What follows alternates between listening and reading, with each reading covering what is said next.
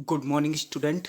Exercise 15C volume and surface area of the solid question number 10 तक solve किए थे। उसके बाद हम लोग क्वेश्चन नंबर 11 से सॉल्व करेंगे, कुछ क्वेश्चंस सॉल्व करेंगे। बाकी जो रिमेनिंग क्वेश्चन हैं वो आप लोग है ना ट्राई करेंगे, उनको सॉल्व करने की कोशिश करेंगे।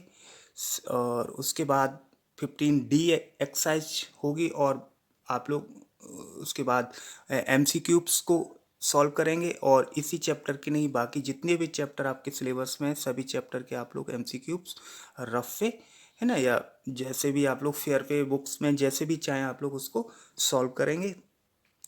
तो क्वेश्चन नंबर है आपका 11। A heap of a wheat in the form of the cone of diameter 9 metre और जो हाइट है 3.5 मीटर। Find the volume. उस जो ढेर है गेहूं का या गेहूं की ढेरी है उसका हमें वॉल्यूम फाइंड करना। How much canvas required, canvas cloth is required to just cover the heap. और उस जो ढेरी है गेहूं की उसको कवर करने के लिए कितना कैनवास या कपड़े की ज़रूरत पड़ेगी। तो आप लोग देखेंगे, कोशिश की है हमने। The radius of the conical heap है जो 9/2 हमने निकाला, यानी डायमीटर ये 9 था तो उसकी हमें रेडियस निकाली तो 4.5 हो गई। आप 9/2 भी लिख सकते हैं, है ना। उसके बाद जो हाइट है 3.5, या 3.5 को हम 7/2 भी लिख सकते हैं, जैसी भी ज़रूरत होती है ना, कैलकुलेशन के हिसाब से। तो देखिए वॉल्यूम फाइंड करना है तो वॉल्यूम हमारा हो गया 1/3 पाई r²h। तो देखिए इसमें जो पाई की वैल्यू उन्होंने ऑलरेडी दे रखी है 3.14, तो आपको वो ही पुट करनी है। और अगर नहीं दे दी होती है तो आप 22/7 भी लिख सकते हैं। ये देखिए आर की और एच की वैल्यू और सॉल्व किया तो ये हमारा आंसर आ गया। अब देखिए हम लोग जो बात कर रहे थे गेहूं की डेयरी है जो कॉनिकल फॉर्म में है, तो ये देखिए ये कुछ इस तरह से होती है। आप लोगों ने भी देखा होगा, आप लोग जब भी छतों पर गेहूं वगैरह या मंडियों में देखा होगा तो कुछ इस तरह की डेयरी होती है ना। इस तरह से ये गेहूं वगैरह पड़े होते हैं, तो इसको हमें कवर करना होता है बरसात से। तो जो चादरा होता है या पॉलीथीन होती है तो उस पॉलीथीन का हमें क्या फाइंड करना है, मतलब उस पॉलीथीन कितनी पॉलीथीन है या जो भी रिक्वायर्ड कैनवास है तो कितने हमें कैनवास की ज़रूरत पड़ेगी इसको ढकने के लिए। तो आपने देखा कि अगर हमें इसको ढकना है तो सिर्फ ऊपर ऊपर का सरफेस ढकना है, नीचे तो कुछ नहीं होगा, नीचे तो रहता ही है वो ज़मीन पे। तो इसका मतलब इसको इसमें हमें कर्व सरफेस एरिया फाइंड करना है। तो देखिए इसका कर्व सरफेस एरिया के लिए हमें स्लेंट हाइट चाहिए L, तो हमने स्लेंट हाइट आपकी L = H² + R²। अब आप चाहो तो पॉइंट में जो हमने 3.5 लिख रखी है हाइट और 4.5 लिख रखी है रेडियस, उसको भी हम लिख सकते हैं।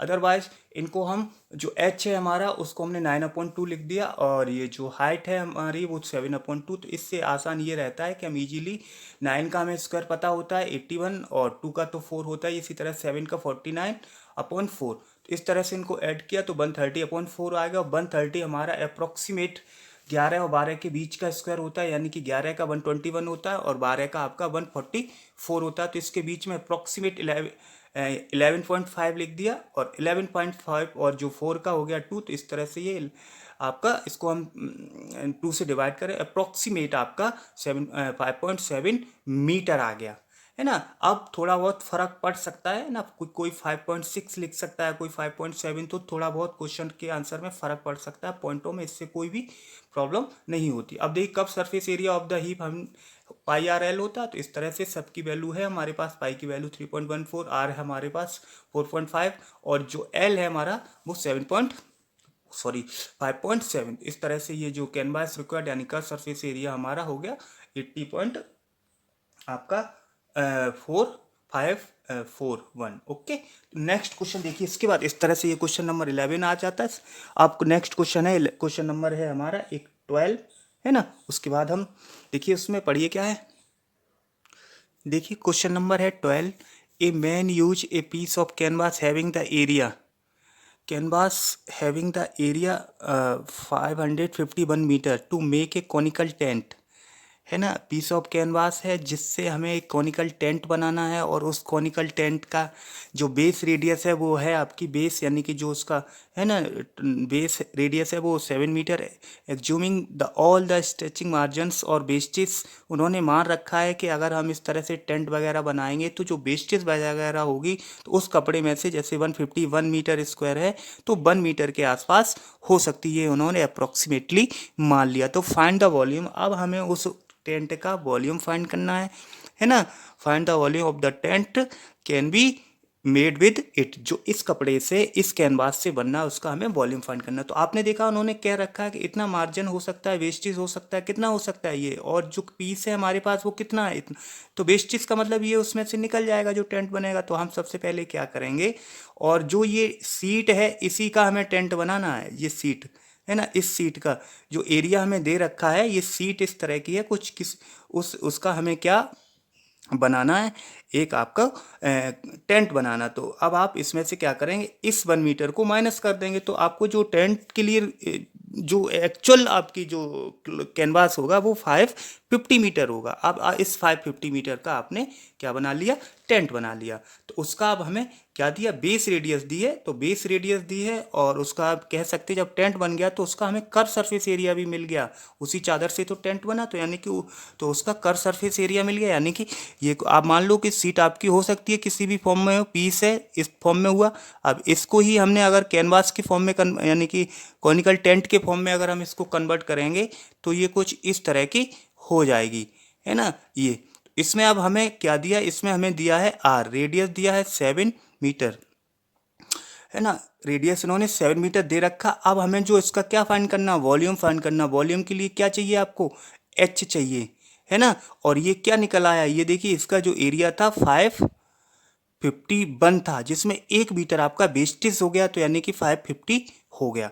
अब देखिए ये क्या है, ये यही कपड़े से तो इसको बनाया, यानी कि ये इसका कर्व सरफेस एरिया। तो कर्व सरफेस एरिया हमने इसका निकाला, और कर्व सरफेस एरिया होता पाई आर एल, और जो कितना है 550 मीटर स्क्वायर। तो इससे हमें एल मिल गया, एल हमारा 25 आ गया। जब एल हमारा 25 आ गया, आर 7 है, तो अब हम क्या करेंगे, एच की वैल्यू फाइंड कर लेंगे। तो इससे देखिए ये एच यहाँ से निकाला, एच आ गया आपका, एच आपका हो जाता है 24, है ना। तो एच हमारा निकल आया 24 मीटर। ये देखिए वॉल्यूम निकालना है, तो वॉल्यूम आप इजीली इसी पेज पे फाइंड कर सकते हैं। वॉल्यूम क्या होता है स्टैंड का, क्या होगा 1/3 पाई आर स्क्वायर एच, और 1/3, और देखिए पाई की वैल्यू इन्होंने नहीं दे रखी है, इसलिए आपने इसको 22/7 लिख दिया, और 7 × 7 यानी कि ये रेडियस थी, और एच आपका 24 आपने फाइंड किया। इस तरह से इस टेंट का जो वॉल्यूम होगा 1232 मीटर क्यूब, है ना। तो अब नेक्स्ट क्वेश्चन देखिए, क्वेश्चन नंबर है आपका 15। क्वेश्चन नंबर 15 है आपका, the cylinder of the cone have equal radii. ये देखिए आप लोग question number 15, equal radii of their bases and equal heights, the curve surface area of in the ratio. आपका जो कर्व सरफेस एरिया है उसका जो रेशियो दिया है 8:5, so that the radius and height of each has 3:4। तो जो हमें फाइंड करना है, फाइंड या शो करना है, जो उनकी रेडियस का और हाइट का जो रेशियो है वो कितना है, वो हमें 3:4 ये फाइंड करना है, यानी कि ये हमें शो करना है। तो देखिए अब जो इनके राइट सर्कुलर, आपका जो राइट सर्कुलर कौन है, या है ना, ये देखिए कौन है, उसका जो आपने देखा उसके जो कर्व सरफेस एरिया है, उसका जो रेशियो दे रखा है कर्व सरफेस एरिया का, वो दे रखा है आपको 8x और 5x। तो अब आप क्या करेंगे, देखिए ये क्या होता है आपका, ये होता है 2πr/h, यही तो दे रखा है एक का curve surface area. Curve surface area हो गया 8x, इसको ले लिया हमने इक्वेशन नंबर 1। और देखिए उसके बाद हम इसको क्या लिख सकते हैं, इसको हम लिख सकते हैं, और जो दूसरा है ना कर्व सरफेस एरिया, और उसका जो आपने देखा ये 5x, इसको हम लिख सकते हैं पाई, और ये दे रखा है πr/l, ये कितना है 5x। अब आप देखिए इसमें l की ज़रूरत है नहीं, रेडियस और क्या फाइंड करना है, रेडियस और हाइट का जो रेशियो वो है, तो l की ज़रूरत नहीं, तो l को हम रिप्लेस कर देंगे h और r के टर्म में। तो देखिए πr, और उसके बाद l क्या होता है हमारा √h² plus r², okay, = 5x। तो उनके कर्व सरफेसिस का जो रेशियो था वो 8x और 5x दे रखा था, है ना। कर्व सरफेसिस का उसका क्या नाम, आपने इसका कॉनिकल, उसका क्या नाम, सिलेंडर का, सिलेंडर, और ये आपका कौन का, है ना। तो देखिए हाँ का सिलेंडर और कौन है, तो सिलेंडर का तो 2πr/h होता है और कौन का πr/l होता है। तो इस तरह से इन्होंने दोनों का अलग अलग दे रखा था। और यहाँ हमें जो रेशियो और उनके जो बेस रेडियस यानी कि ये और जो एच दोनों में ही इक्वल कहा था, तो हमने ये दोनों का सरफेस एरिया निकाल लिया। अब आप देखिए यहाँ एल की ज़रूरत तो है नहीं, एल को हमने रिप्लेस कर दिया एच और आर के टर्म में। अब हम इसको सॉल्व करेंगे तो हम इन दोनों इक्वेशंस का बोथ साइड स्क्वायर कर लेंगे। तो इसका स्क्वायर करेंगे तो देखिए क्या हो जाएगा, या हम इसको लिख सकते हैं स्क्वायरिंग, है ना, squaring both side of equation 1 and 2। Okay, equation 1 और 2 का हमने बोथ साइड। देखिए ये क्या हो जाएगा, 4π² r² h² और ये 64x²। इसको मान लो इक्वेशन नंबर 3। और ये आपका हो गया पाई, इसको सेकंड को करिए, π² r²। और देखिए इसको हम करेंगे, इसका स्क्वायर करेंगे, एक स्टेप बढ़ा ले रहे, h² प्लस r² था, तो इसको हमने बढ़ा लिया, तो ये हो गया हमारा 25x²। इसको थोड़ा सा और सॉल्व करिए तो ये अंडर रूट हट जाएगा, स्क्वायर करेंगे तो ये हो गया हमारा h² plus r²। Okay, is equal to 25x², है ना। और ये कोई इक्वेशन हो गया हमारा 4th। अब देखिए हम क्या करें, इसको सॉल्व करेंगे तो नाउ डिवाइड 3/4, है ना, 3/4।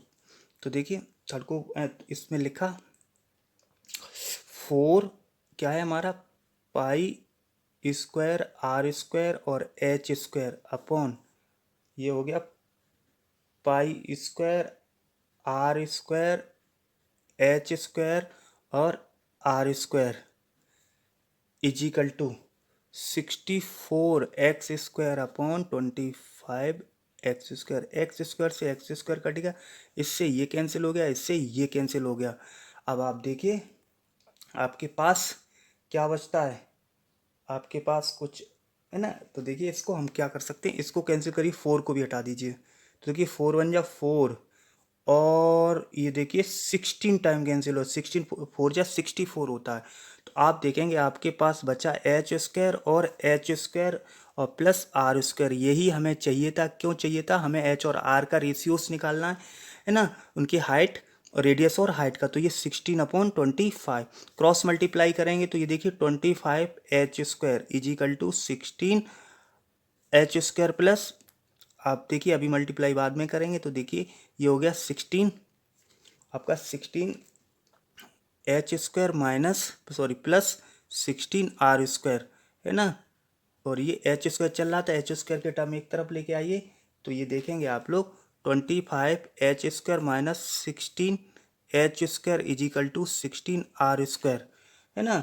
अब इसमें से कम करिए तो ये हो गया 9h² इजिकल टू 16r²।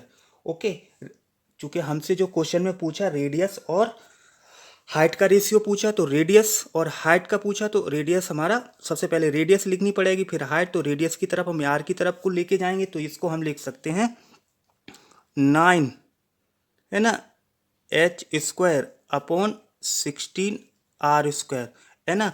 और क्या लिख सकते हैं, h को नीचे लेके आइए तो 9/16 इजिकल टू आपका r², h², या इसको हम इस साइड में ले लें तो ये क्या हो जाएगा, r² upon h² is equal to आपका 9/16 और इसका स्क्वायर रूट निकालिए, यानी कि r अपॉन h क्या हो जाएगा, इसको हम ऐसे लिख देते हैं, आपको पता होगा, है ना। ये आपका 3/4 का होल स्क्वायर हो जाएगा, पावर सेम है ना। या हम स्क्वायर रूट निकाल देते हैं, ये तो आपको पता है। तो r रेशियो h हो गया आपका 3/4। यही हमें प्रूव करना था। एक बार फिर ध्यान से देख लीजिए, इसमें जो आपका गिवन था वो गिवन था, यानी कि सिलेंडर और कॉन का कर्व सरफेस एरिया। क्लियर कर लो इसको, सिलेंडर और कॉन का कर्व सरफेस एरिया दिया था। तो सिलेंडर का ये होता है, कॉन का ये होता है, और दोनों की जो रेडियस थी और हाइट थी वो सेम थी, है ना। दोनों की जो रेडियस और हाइट सेम बोल रखा था। इसमें देखिए, इसमें इन्होंने क्या रखा था, radii and base, radii of their base and equal height. पहले कुछ थोड़ी सा क्लियरिटी नहीं थी शुरुआत में, अब ये क्लियर हो जाना चाहिए, है ना। तो ये आपका क्या था, सेम था। इस तरह से हमने इसको सॉल्व किया। नेक्स्ट क्वेश्चन और देखिए एक। तो देखिए क्वेश्चन नंबर है आपका 17, और क्वेश्चन नंबर 17 में इन्होंने क्या रखा है, इस सर्कस टेंट इज सिलेंड्रिकल, है ना, टू हाइट। ये सर्कस टेंट है आपका, ये सिलेंड्रिकल है। देखिए कुछ इस फॉर्म में है सिलेंड्रिकल, इसको समझने की कोशिश करना, है ना। कुछ इस फॉर्म में है, ये सिलेंड्रिकल है ना। देखिए मैं बना रहा हूँ, है ना। और उसकी जो हाइट है ना, इसकी जो हाइट है वो है आपकी 3 मीटर, है ना। अभी फिगर ध्यान से थोड़ा देखो। और कॉनिकल है वो, और जो ऊपर है वो कॉनिकल है, यानी कि इस फॉर्म में है। ऐसा कोई टेंट आपने देखा होगा, कॉनिकल ऊपर है जो कॉनिकल है, और उसका जो डायमीटर, डायमीटर दोनों का सेम है। ये देखिए डायमीटर दोनों का सेम है, उसका और इसका। तो डायमीटर डी कितना दे रखा है इन्होंने, ये आपका हम कह सकते हैं कि डी है आपका 105 मीटर। इसकी रेडियस कितनी हो जाएगी, 105/2 मीटर। उसके बाद इन्होंने कहा the slant height of conical portion, जो कॉनिकल पोर्शन है, ये आपने देखा, ये जो कॉनिकल पोर्शन है उसकी स्लैंट हाइट दी है 53 मीटर, है ना। उसकी स्लैंट हाइट इन्होंने दे रखी है 53 मीटर। और क्या दे रखा है इन्होंने, calculate the length of the canvas, है ना, 5 metre wide to make the required tent. अब इन्होंने कहा है कि जो कैनवास है उसकी लेंथ आपकी है, वो है आपकी कितनी होनी चाहिए, कितनी है, वो है आपकी है, क्या नाम, जो ब्रेथ है आपकी वो है आपकी 5 मीटर। तो हमें जो उस कैनवास, उस जो टेंट को बनाने वाला जो क्लोथ है, उसकी हमें क्या फाइंड करनी है, लेंथ फाइंड करनी है। तो अब आप देखिए इसका क्या करेंगे, हम इसका कट सरफेस एरिया फाइंड करेंगे। तो कट सरफेस एरिया कौन की बात करते हैं, तो आपने देखा ये क्या होता है, πr/l, और सिलेंडर का जो होता है वो 2πr/h होता है। दोनों को हम लोग क्या करेंगे, प्लस कर लेंगे, तो उससे हम उसका एरिया फाइंड कर सकते हैं। देखिए वही किया। अब हम वैल्यू लिखेंगे, तो वैल्यू हमारा क्या हो गया, देखिए इसमें हम वैल्यू लिखी, तो देखिए 2 × 22/7, और आर दोनों के लिए सेम है, तो आर हमारा हो गया यहाँ 105/2। और एच देखिए कॉनिकल जो सिलेंडर है उसकी, जो सिलेंडर वाला पोर्शन है उसकी 3 है ना।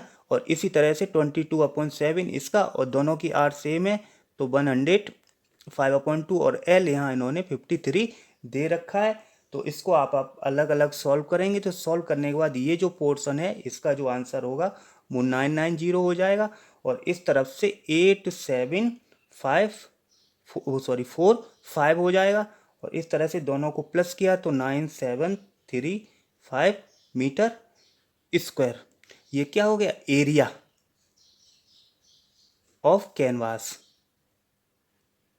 है ना, एरिया ऑफ कैनवास। अब आप देखिए एरिया इक्वल टू क्या होता है, लेंथ इंटू ब्रेथ होती है। तो अगर हमें लेंथ निकालनी हो, लेंथ ऑफ कैनवास निकालना हो, तो क्या हो जाएगा, एरिया अपॉन, है ना, ये हम लिख सकते हैं DTH। तो देखिए लेंथ, एरिया हमारा कितना 9735 जो ब्रेथ थी वो कितनी थी 5। तो इस तरह से ये हमारा हो जाएगा 19 आपका 47 मीटर। ये इसकी हो गई लेंथ। लेंथ कितनी हो गई, लेंथ ऑफ कैनवास, तो ये हो गई इसकी लेंथ। ओके, इस तरह से ये क्वेश्चन नंबर आपका 17 होता। बाकी बचे हुए क्वेश्चंस विद MCQ, है ना। और आगे जब हम एक्सरसाइज चैप्टर खत्म होगा तो उसके बाद विद MCQ इन सब पूरे चैप्टर को सॉल्व करेंगे। ओके।